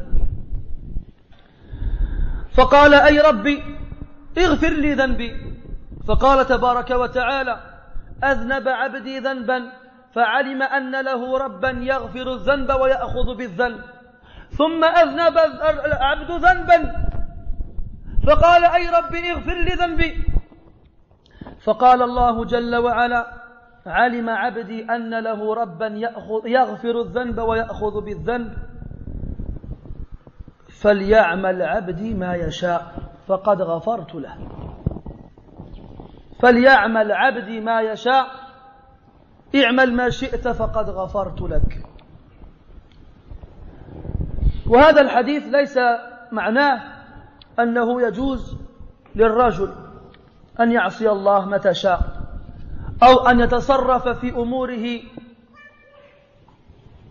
تصرفا يعني معوج، لا، من فهم هذا فقد أبعد النجعة. وإنما المراد من هذا الحديث هو أن الإنسان إذا أذنب ذنبا ورجع وآب إلى ربه وتاب إليه وعلم أن الله عز وجل يغفر الذنب ويعاقب على الذنب واستغفر ربه فحري أن يغفر الله عز وجل له، لأن الله عز وجل لا يخلف الميعاد. فمهما عملت من عمل سيء ثم تذكرت أن الله عز وجل يغفر الذنب ويأخذ بالذنب واستغفرت له غفر الله لك. هكذا ينبغي أن يفهم هذا الحديث. Voici dans le hadith alayhi salatu wassalam, d'après Allah tabaraka wa ta'ala lui-même, un homme, un serviteur quelconque a fait un péché. Alors le serviteur il a dit, ce serviteur il a su qu'il a un Seigneur qui pardonne le péché et qui punit pour le péché. Alors il dit, Ya Rabbi, pardonne mon péché. Alors Allah il lui répond, mon serviteur sait qu'il a un Seigneur qui pardonne le péché et qui punit pour le péché. Donc il lui pardonne cette action. Et la même personne elle retombe dans un péché. Sachez que ce hadith il a plusieurs versions. Il y a certaines versions qui nous font comprendre que c'est un autre péché. Et il y a certaines versions qui nous font comprendre que c'est le même péché.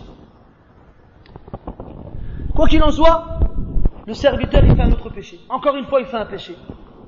Il se rappelle qu'Allah il pardonne le péché mais qu'il punit aussi pour le péché. Vous vous souvenez de la crainte et l'espérance, deux ailes avec lesquelles on vole droitement. Alors il dit Ya Rabbi pardonne mon péché.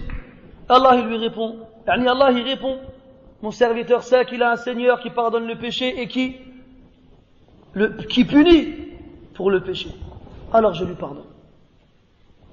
Et encore une fois le serviteur il fait un péché. Et encore une fois il fait Ya Rabbi pardonne-moi. Alors Allah il répond, mon serviteur sait qu'il a un Seigneur qui pardonne le péché et qui punit le péché.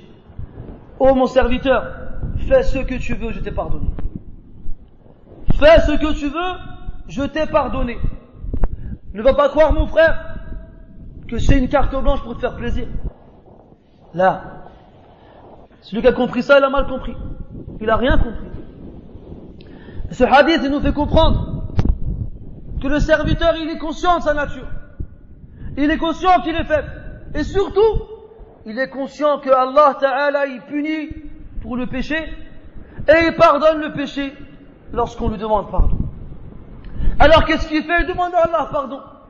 Alors Allah il lui pardonne. Et à la fin il lui dit, quoi que tu fasses, quelles que soient les actions que tu commettras, tant que tu sais que je punis pour le péché et que je pardonne le péché et que tu demandes mon pardon, alors je te pardonnerai. روى الترمذي من حديث أنس رضي الله عنه أن النبي صلى الله عليه وسلم قال يقول الله تبارك وتعالى يا ابن آدم إنك ما دعوتني ورجوتني غفرت لك على ما كان منك ولا أبالي يا ابن آدم لو بلغت ذنوبك عنان السماء ثم استغفرتني غفرت لك يا ابن آدم لو أتيتني بقراب الأرض خطايا ثم لقيتني لا تشرك بي شيئا لأتيتك بقرابها مغفرة. Allah dit dans ce hadith Qudusi encore, un hadith azim, un hadith magnifique. Si seulement nos cœurs étaient un peu vivants pour qu'on puisse le savourer. Allah il dit, ô fils d'Adam, tant que tu m'invoques et que tu espères en moi, je te pardonnerai ce que tu as fait et je n'y prêterai plus attention. Ô fils d'Adam, si tes péchés atteignaient la cime des cieux, yani les nuages, et que tu implores mon pardon, je te pardonne. Ô fils d'Adam, si tu venais à moi avec autant de péchés que la terre puisse contenir, et que tu me rencontres sans jamais rien m'avoir associé quelque chose, alors je viendrai à ta rencontre avec autant de péchés que la terre puisse contenir. Allez, matraf, n'aie pas peur. Et enfin, et je clôturerai sur ce hadith qui nous pousse à nous repentir vers Allah Azza wa Jalla, à nous repentir à Allah subhanahu wa ta'ala. Ce hadith qui est rapporté par Muslim d'après Anas radiyallahu anhu. قال النبي صلى الله عليه وسلم لله أشد فرحا بتوبة عبده حين يتوب إليه من أحدكم كان على راحلته بأرض فلاح فانفلتت منه وعليها طعامه وشراب فأيس منها فأتى شجرة فاضطجع في ظلها قد أيس من راحلته فبينا هو كذلك إذا هو بها قائمة عنده فأخذ بخطامها ثم قال من شدة الفرح اللهم أنت عبدي وأنا ربك أخطأ من شدة الفرح. Écoute ce hadith où le prophète sallallahu alayhi wa sallam nous informe qu'Allah Azza wa Jal éprouve plus de joie lorsque son serviteur se repent à lui que l'un d'entre vous qui est en voyage sur sa monture dans une terre déserte. فانفلتت منه, yani elle s'est rebellée, elle s'est cambrée, elle t'a retourné par terre, yani tu es tombé, et elle se sauve avec ta nourriture et ta boisson avec elle. Mchad. Et toi tu es au milieu du désert, il n'y a rien. Et tu sais que les chameaux, quand ils disparaissent dans le désert, ils disparaissent pour de vrai. Alors, tu désespères à ce qu'elles reviennent. Tu trouves un arbre, tu vas t'allonger sous son ombre, et tu attends la mort. Parce que tu n'as plus aucun espoir à ce que ta monture puisse revenir avec elle, et avec elle ta nourriture et ta boisson. Tu t'endors, tu ouvres les yeux, et voilà, que ta monture est présente devant toi. Avec elle, ta nourriture et ta boisson. Alors tu te lèves, hâtif, tu lui attrapes les rênes, et tu veux remercier Allah. Mais tu es tellement content, tu dis, Ya Allah, tu es mon serviteur, et je suis ton Seigneur. Et tu es tellement content qu'il a inversé, il s'est trompé. Tu as vu la joie qu'il éprouve. Dans le désert, il perd sa monture et sa nourriture et sa boisson, et il perd tout espoir de survivre. Et Allah, il lui ramène sa monture, sa nourriture et sa boisson. Quelle serait sa joie? Quel serait son bonheur? Eh bien Allah Azza wa Jal, la joie qu'il éprouve lorsque tu te repens à lui, elle est plus forte que celle-ci. Elle est plus forte que celle-ci. Alors ya akhi, tu sais qu'Allah Azza wa Jal, il éprouve de la joie lorsque tu te repens à lui. Tu sais qu'Allah Azza wa Jal, il pardonne tous les péchés. Et tu sais que lorsque tu reviens vers lui, il pardonne tes péchés. Quels que soient les péchés que tu aies faits, quel que soit leur nombre. Alors pourquoi ne pas donner de l'importance aux péchés? Pourquoi ne pas revenir vers Allah Azza wa Jalla lorsqu'on fait un péché? Et n'oubliez pas la parole de Al-Fudayl. En fonction de la considération du péché, en fonction de la valeur que tu donneras au péché, Allah il en donnera une au péché. Si le péché chez toi il est petit, c'est pas grave, ma'alish, alors chez Allah il sera grand et grave. Mais si chez toi le péché il est grave, ce qui te pousse à regretter amèrement l'action que tu as commise, et à te repentir sincèrement, et à revenir vers Allah, et à faire des bonnes actions, لأن الحسنات يذهبن السيئات, car les bonnes actions font partir les mauvaises. إن الحسنات يذهبن السيئات, comme Allah dit dans le Coran. Tu fais des bonnes actions, Allah il te pardonne ton péché et il te fait rentrer au paradis. Qu'est-ce que tu veux de plus, ya akhi? إياك ومحقرات الذنوب, إياك ومحقرات الذنوب, إياك ومحقرات الذنوب, فإن لها من الله طالبا. Prends garde au dénigrement des péchés, car sache que de la part d'Allah il y aura une demande les concernant. Il y aura une demande les concernant le jour du jugement lorsqu'il t'interrogera dessus. نسأل الله تبارك وتعالى بأسمائه الحسنى وصفاته العلى أن يجعلنا ممن تعظم السيئات عنده فتصغر عنده يا رب إنه يا رب العالمين. اللهم اجعلنا من الذين يستمعون القول فيتبعون أحسنه, أولئك الذين هداهم الله وأولئك هم أولو الألباب.